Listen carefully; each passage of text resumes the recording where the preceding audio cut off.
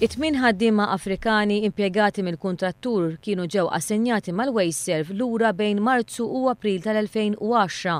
Dawn ingħataw kundizzjonijiet ta' paga inferjuri imqabbel ma' ħaddiema oħra Maltin fil-kumpanija bl-istess xogħol tagħhom.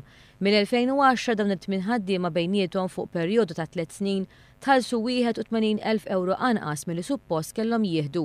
Iżda din is-sitwazzjoni ġiet irranġata mill-bord il-ġdid tal-Wasteserv fejn dawn il-ħaddiema illum il-ġurnata qegħdin jitħallsu bl-istess kundizzjonijiet ta' paga li għandhom sħabhom Maltin u li jagħmlu l-istess xogħol. F'kummenti mal-ġurnal The Times il-Ministru Leo Brincat li huwa politikament responsabbli mill-Wasteserv ikkundanna totalment il-mod kif tmexxew l-affarijiet mill-bord ta' qabel tal-Wasteserv u mill-kontrattur fil-konfront ta' dawn it-tmien ħaddiema.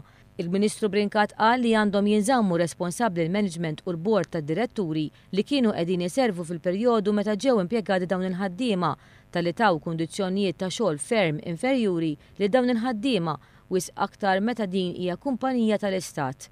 Qal li dan il-każ ikompli juri d-differenza li teżisti fit-tmexxija li qed tieħu din l-amministrazzjoni u dik użata mill-amministrazzjoni ta' qabel.